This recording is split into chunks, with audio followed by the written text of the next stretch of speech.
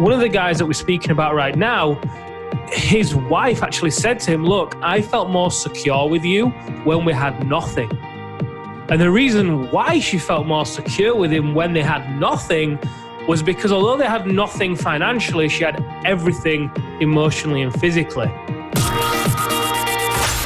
Hello, everyone, and welcome to another episode of The Powerful Man Show. I am your host, Doug Holt, with my co-host, Tim, the Powerful Man Matthews. Tim, what's going on, brother? I am very well indeed. Life is good. Life is good.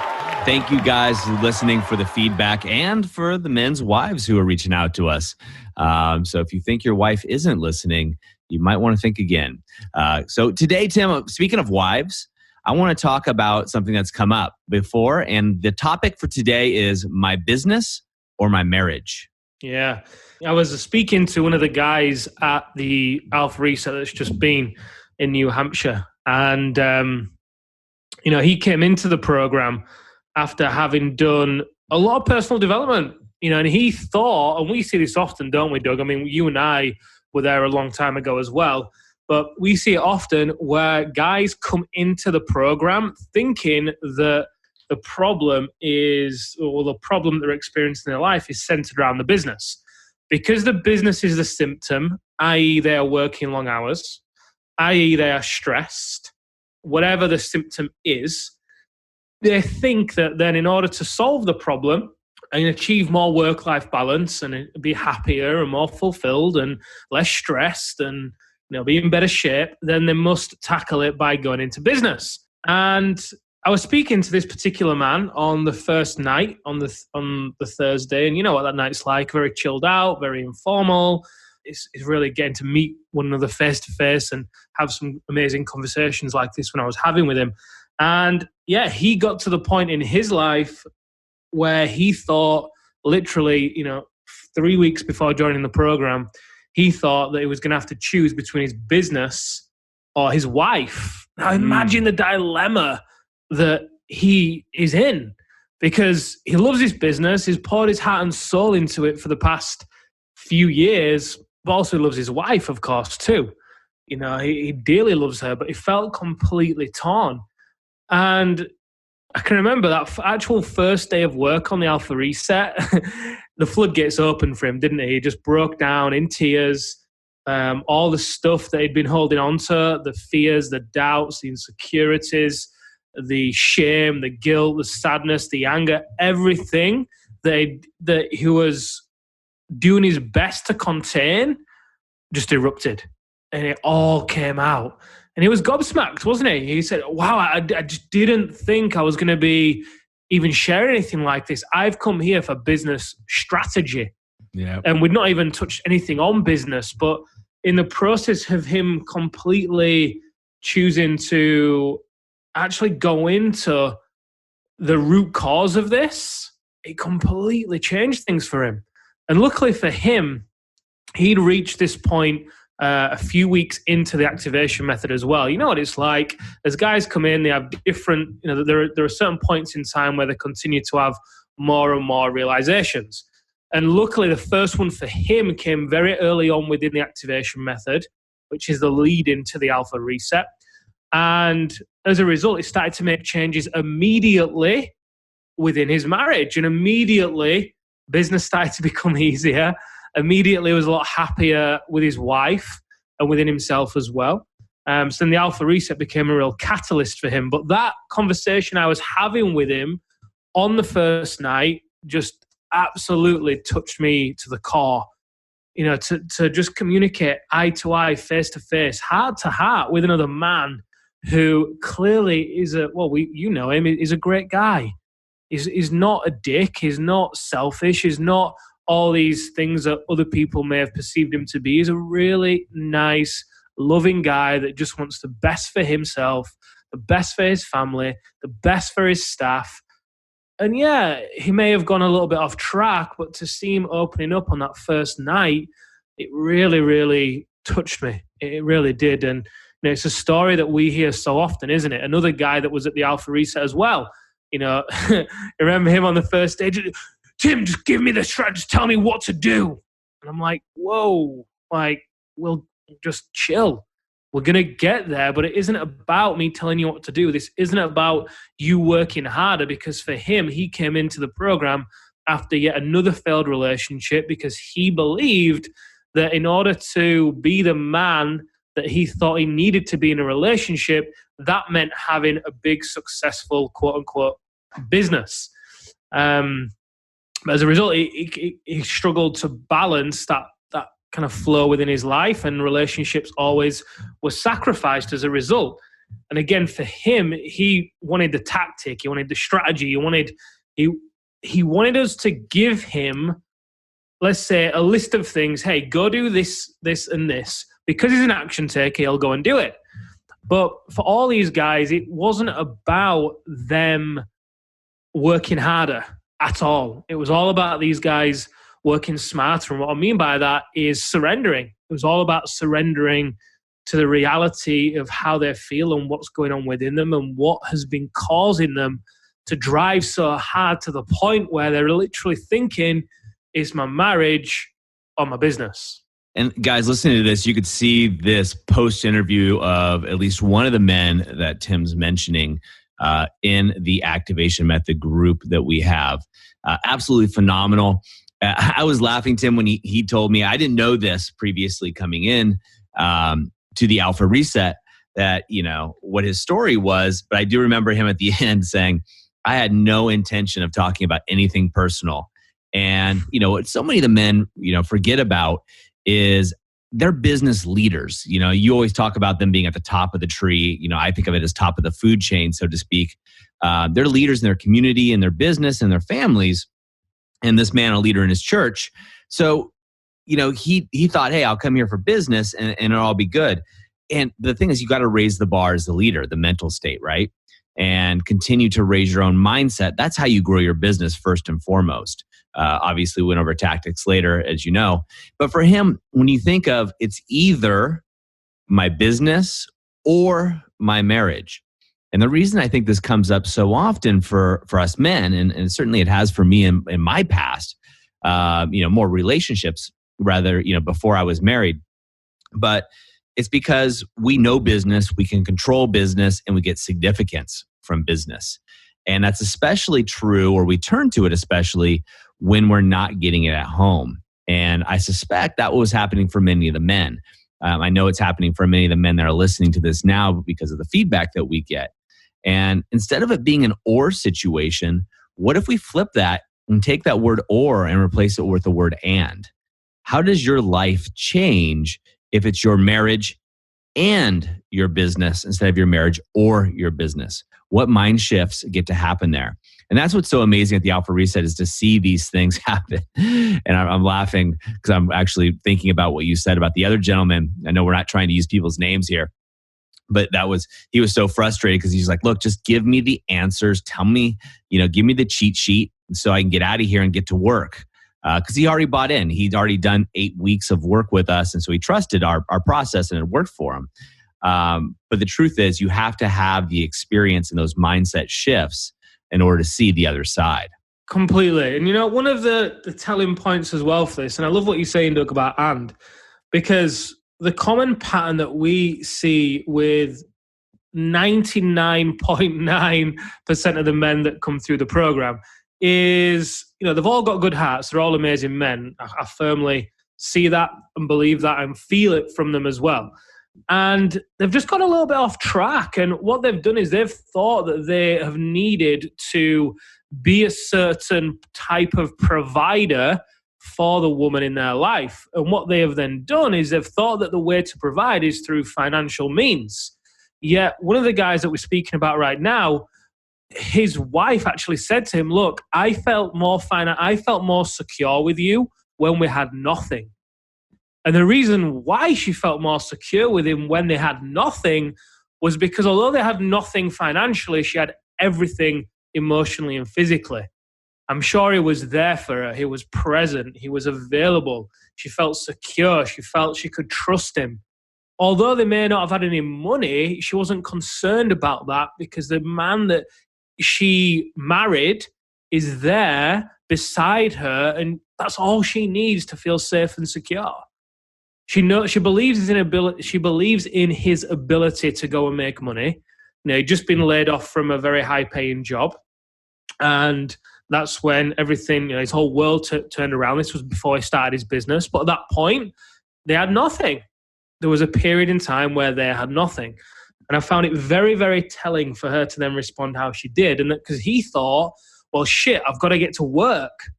I've got to produce financially within the business. Obviously, there is a requirement there. He's got a son and a wife, so yeah, obviously they get to be taken care of, and they get to be taken care of physically, emotionally, spiritually, and financially. Not just financially, but for whatever belief that was going on in his mind at that time, whatever it meant to provide in his mind at that time, it was more around the financial aspects. So he went to work, got busy, and then 3-4 years down the line, we end up in the activation method because his marriage is crumbling. But all the time, he's thinking, well, what am I doing wrong? Because I'm providing. You've got the money. You've got the security. We're doing well. We're going to be, hitting $1 million in a few months. What I'm doing wrong? Which then creates the confusion and the stress within him, because he then feels like his efforts aren't accepted, or his efforts aren't acknowledged, better word. And at the same time, his wife then feels very isolated and distant because he's pouring a lot of his emotional energy into his business. So there's this big disconnect that's going on that often they don't speak about. And the big shift for him came when he realized what was going on here, when he realized what was playing out, and he stopped trying to be in control of every detail within his business, because that's, again, what we often find, isn't it? As leaders within their business, most of the men are business operators and not owners. Although they own the business, they'll very much be operating within it as well, because they've not yet discovered that side of themselves that can really truly lead. And as a result, they're still in fear, they're still in anxiety, so they want to keep hold of everything, and they don't delegate as well as they could, and they're more short-tempered, and they have less patience, and so on and so on. Point being is, when he's in that place, that then means that he's trying to keep hold of every detail of his business in his head. So no wonder why he takes it home on an evening. So for him, early on in the activation method, how can I have my business and my marriage? Well, the first step is so that you get to realize what's driving your behavior. And for him, there were two things. One, that fear, the fear of not being good enough, basically, the fear of being a failure, using business as a vehicle for significance. But then also to realize what the woman in your life actually wants. Because a theme that we see again, time and time again, is that the men often go about building their dream, and they tell themselves that they are building our dream. I'm doing this for us, the wife, the family, themselves. But in reality, they're not. They are in some respects, but they're really doing it for themselves, and that's okay. But if you were to ask, let's remove but, Doug, and if you were to ask, language is important, and if you were to ask the wife, what their dream is, I'm sure it wouldn't include them not being there and being present. I'm sure the wife would, I don't even know whether the wife would really talk that much about finances. I bet the woman would be more likely to talk about experiences and feelings and connection and memories and everything around the man being present and being there. But as men, we then want to go to the other side and produce and be the hunter effectively, which again is fine. I love that. And there's a balance between the two. So for him, the big shift came when he realized what was driving his behavior, and he was able to have the conversation with his wife about what she actually wanted. And that's when he realized that he wasn't building their dream, he was building his dream. Hey, sorry to interrupt the show, but I wanted to ask you a question. Do you ever feel like something's just missing? Like there's something more out there and you just can't put your finger on it? I totally get it. Go over right now to thepowerfulman.com/freedom to to discover the system that other businessmen just like you are using. We've included 10 case studies, 10 men just like you who have found the solution and have found their way on their path. And we want to share that with you. Go over to thepowerfulman.com/freedom right away. Now let's get back to the show. Yeah, it's such a realization for these guys when we're going through it as men in general. As business owners, we turn to, hey, look, how can I build this to be bigger? Therefore, provide for my family, and therefore I'll get the love, respect, and acknowledgement that I feel I deserve as a man, right? As a provider. And this doesn't go for all guys, right? It's just the guys that we happen to attract through the Powerful Man tend to be business owners or C-suite level, executives, in the mid 6-7 figure level. And so these guys, because of the fact they've gotten to this level, they tend to be, more alpha type guys that, they're not the beat your chest guys, but they're above and beyond that. They've already evolved past that stage, so to speak. And the reason I bring this up for the guys listening, Tim, is, when we're going out there and we're achieving, we're going out there to go hunt for our family, which is something that's very respectable. We want to know why we're doing it. And we also get to remember to check in with our family to make sure that everybody's still on board with the plan. I know I've been guilty of this in the past. I'm notorious for it. So I actually have reminders to remind myself, but I come up with a plan of execution and things that I want to do. My family's bought into it. And then I just get to work and get stuff done, right? And that plan may be a 2-year plan. And I don't feel the need to revisit it with people unless something's changed. And so I put on the assumption that everybody else is still on board. And over the years, I've learned that it's time to check back in and really make sure. Because when you look at the conversation at hand, right? Marriage or business, right? Which a lot of us men have, married men anyway. And for those that aren't married, it's business or my current relationship probably. But in the event, we want to look at this in the and solution. And the and is really inclusive. So how do we include not only our staff and everybody else moving forward, but our partners? How do we include and make sure that the dreams that we have are still the same dreams that are holding true from the person that we had this committed relationship with, this person that we married, often many years ago. And they've changed, they've evolved, and new surroundings have happened. And so for the men listening to this, when you think about, if you're in that state of, is it my business or my marriage? One is, are you hiding? Are you hiding in your business because things at home aren't working out well, right? And if the answer is yes, and be honest with yourself, then it's time to be a man and step into your marriage, right? Solve those issues first. And by solving those issues, your business will grow. Now, if you're still in that conversation, you're saying, look, I'm not avoiding my home life, but I'm still debating if it's my marriage or my business. Something else, a greater problem is happening here. One is you may not be honest with yourself, but two, something else is happening in your marriage where you're not putting it first, right? There's something else going on there. You're not getting something as a man, as an individual, that you need. You're not being fulfilled, and therefore that's why you're having the debate of my marriage or my business. Because if you're getting your needs met in your marriage, the question would be my marriage first, and how do I grow my business, right? So I see this a lot with the men coming through. Again, like you said, they come in for the business knowledge that we give, and we do give it, right? This man, his business is 7 figures now at this point, and he just moved on to the Brotherhood, which is our next level after the activation method and Alpha Reset. It's only for graduates that are invited in. And he's moved on to that next level, and we've already dove into his business, but we've also made some tweaks to things he can do in his marriage. And it's so amazing to see him, going in this parallel direction, Tim, where he's working on his business, but he's also saying, hey, look, guys, my marriage is better than it's ever been, while he's scaling his company at the same time.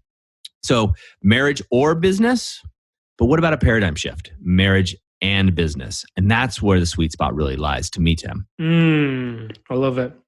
I love it. And, final thing from me, you reminded me of something. It's something you and Erin do, and Amelia and I do, but with less structure to other people. But having a weekly admin meeting, if you will, or bi-weekly or monthly or whatever it is.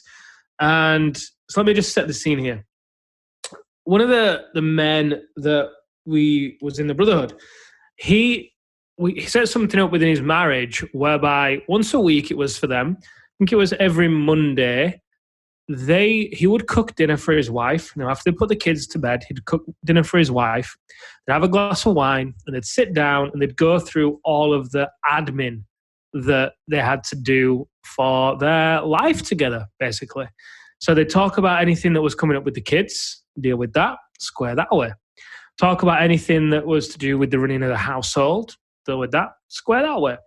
Then they'd talk about anything to do with, their plans for the year and how the goals were progressing and how they were doing individually within their own respective careers, and celebrate the wins and also deal with anything there and square that away.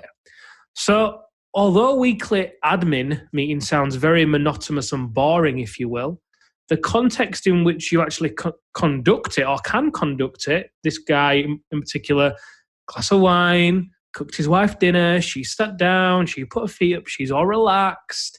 So I'm sure they had some music playing as well in the background. So the environment was very warm, very relaxing, quite a seductive environment, really. I'm sure they had some good fun after they squared the admin meeting away. So that then opens up the space to be able to have these conversations whilst both of you are then relaxed, rather than having the conversations when you're both rushing in and out and dealing with the kids or dealing with staff or whatever it is. You've got set space for that, so you can communicate without emotions coming into it. And then obviously, as you deal with each one of them step by step, what then happens? Well, you both become on the same page, which then means you deepen your connection, which then means you both feel happier, which then means it frees up space throughout the week. So, however you want to do this weekly admin meeting, my advice to you would be definitely to get some form of that in place. And if you choose to do this, then be really intentional about how you set the scene for this and how you communicate as well, because it could be the key to you having your business and your marriage. Your wife feels as though you're present, you're there, you're sharing. She also understands what's going on. You feel like, you can celebrate your wins with her. Everyone's needs are getting met or can get met in that instance. Now, you've done something similar with Erin. I do things similar with Amelia. We tend to do it over dinner from time to time and, go through various things. And it's just a great, great practice. I agree. And it's inspiring. And it's one that, in my journey and my marriage is one that I would like to see grow better. So definitely on the path, my friend, as we all are. So Tim, in wrapping up here, what would you say if you were to give the men listening to this who are going, wow, I was in this state, my marriage or my business, what's the one takeaway that you would give them a call to action right now?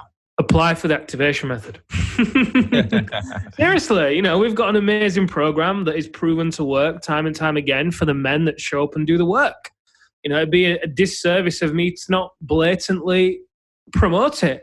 So apply for the activation method. Go over to thepowerfulman.com/11. You'll see a short case study there from some of the men. And if that resonates with you, then book in a call. The call, depending on when you're listening to this, as of today, the call will be with me, yours truly. And we'll take 20 minutes to dive into where you are, where you want to be, and what you need to get there. And if at the end of it, we feel like it's something that we can help you with, I'll book in a second call with you and send you a training to watch in the meantime that will really bring a lot of understanding and awareness as to what needs to change and why you are where you are. So on the second call, we can talk about some solutions. But either way, just don't sit on the fence. There are two types of men in this world. Those guys are going to listen to this podcast and stick a fork in the ground and be committed to taking action and changing their life. And, the other type of guy that's going to continue to sit on the sidelines and digest and digest and digest. And sometimes when they actually do get off the sidelines and into the game, it's too late.